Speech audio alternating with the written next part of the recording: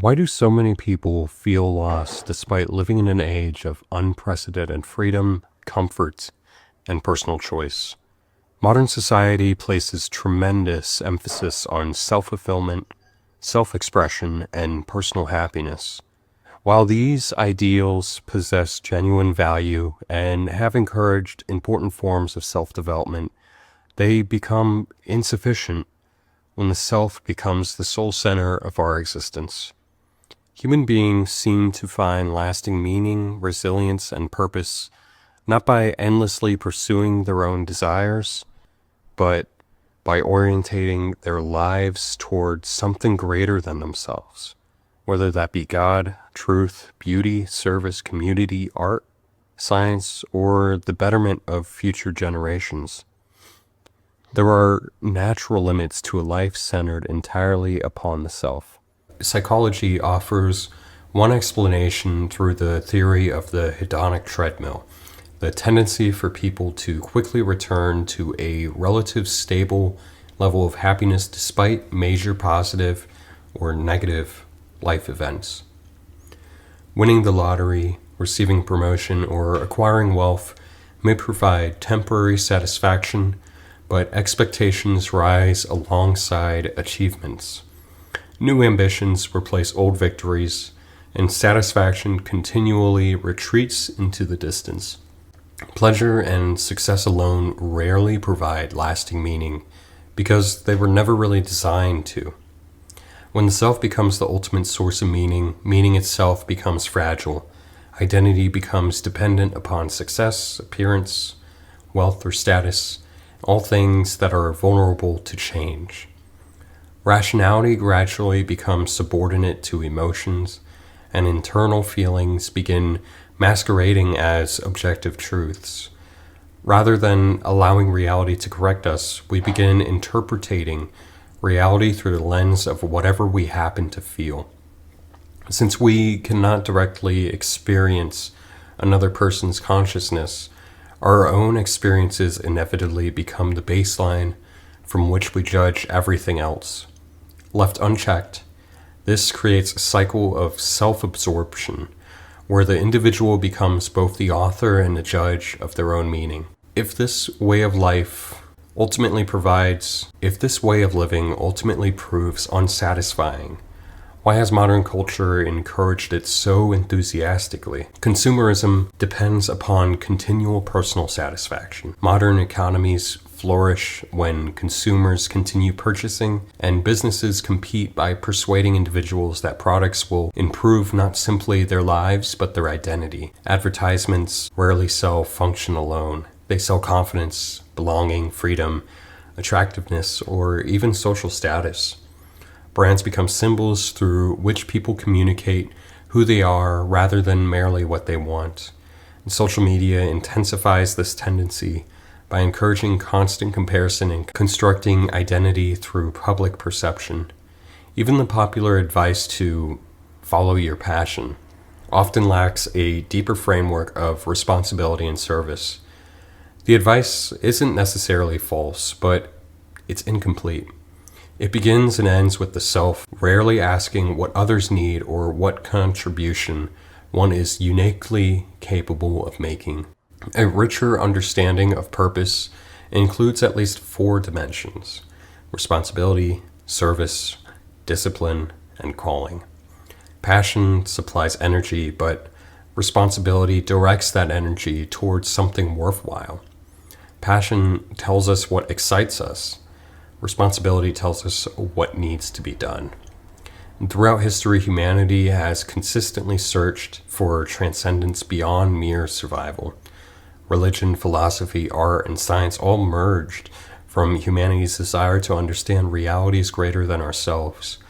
They represent an enduring drive towards something infinite that cannot be fully satisfied by finite pleasures alone.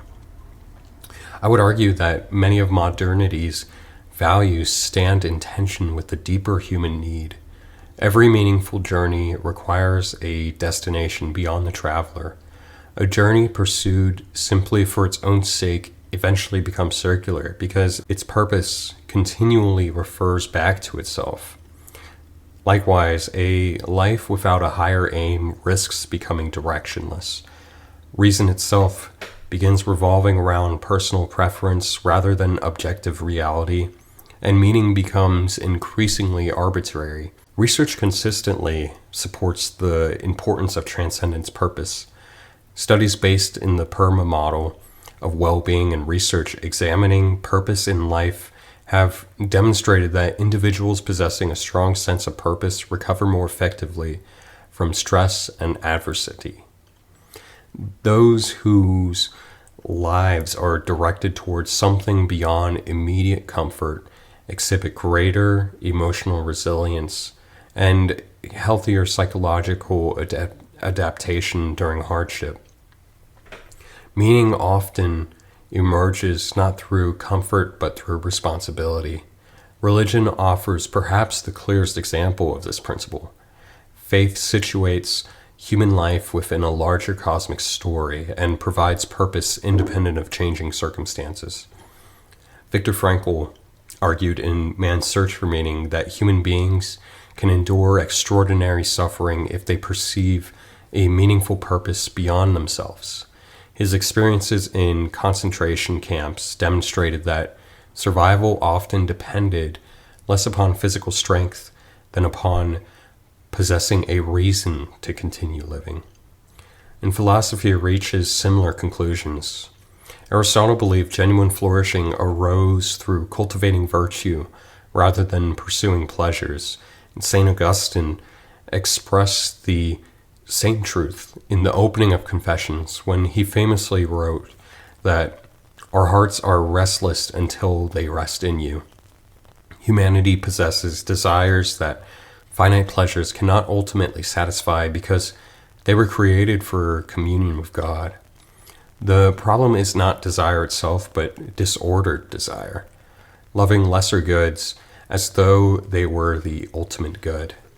Together, Frankl and Augustine suggest that meaning is inseparable from transcendence. Family, friendship, and community all draw us beyond self-interest, and sacrifice for others often produces deeper fulfillment than self-indulgence ever really could. Truth itself illustrates this principle. Truth exists independently of any individual, and the pursuit of truth shifts the center of life away from personal preference toward reality as it actually is.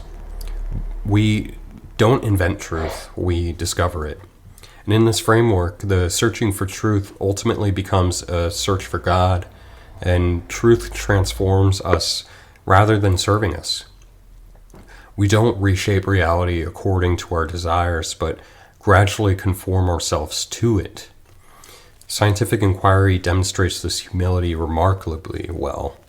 Science requires submitting our hypothesis to evidence rather than demanding evidence conform to our beliefs.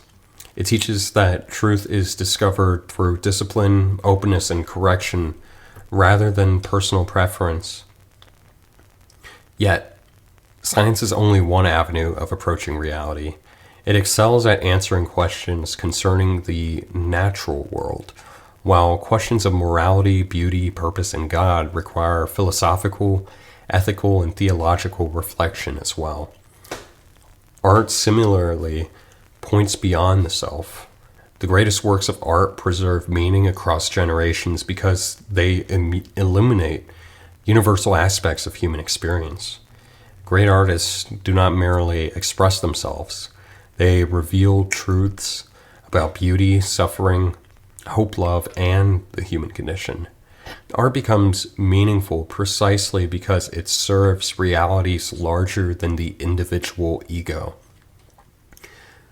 Without something beyond ourselves, suffering appears meaningless, yet purpose transforms sacrifice. Parents willingly endure hardship for their children, artists accept uncertainty in pursuit of creation, and scientists devote decades to discover they may never witness fully realized. Saints and reformers suffer for ideals that transcend personal comfort. These examples reveal that meaning frequently emerges through responsibility rather than convenience, and we become stronger not by avoiding burdens, but by carrying worthwhile ones. Real progress begins where difficulty begins. Modern society has granted unprecedented freedom to determine the course of our own lives.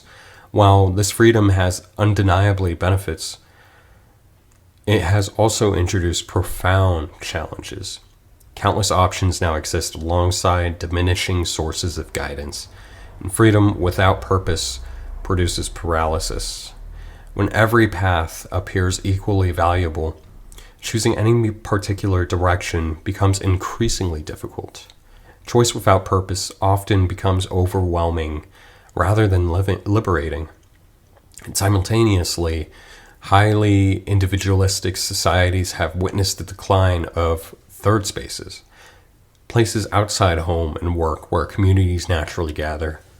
Participation in religious communities, civic organizations, and local institutions has diminished considerably. And as these shared structures weaken, so too do many of our shared sources of meaning. Individual autonomy has expanded while communal belonging has contracted, and the consequences extend far beyond dissatisfaction. Anxiety, depression, and existential confusion increasingly accompany a culture disconnected from responsibility and transcendence. Consumerism often temporarily satisfies through achievement and consumption, but these cannot answer humanity's deeper longings for purpose.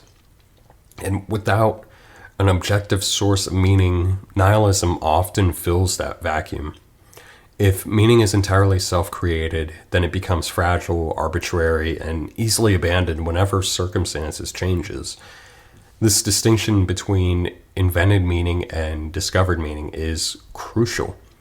Both attempt to answer the modern meaning crisis, but they arrive at fundamentally different conclusions. Invented meaning still places the self above reality. Discovered meaning assumes that reality possesses an order independent of our preferences, and that this order has the capacity to correct us. It cultivates humility because it acknowledges that we are learners rather than creators of ultimate purpose. Invented purpose changes whenever our desires change. A life constructed solely upon preference often collapses when suffering inevitably arrives. Discovered meaning endures because it arises from realities greater than emotion, comfort, or even success. It is found through responsibility, relationships, community, commitment, and faithful participation in something worthy of sacrifice. The better question is not, what do I want, but rather, what is worth serving? Commit yourself to something worthy of your life. God, family, community, truth, justice, beauty, wisdom, or genuine love. I believe each of these ultimately points towards God and cultivates a relationship with the infinite.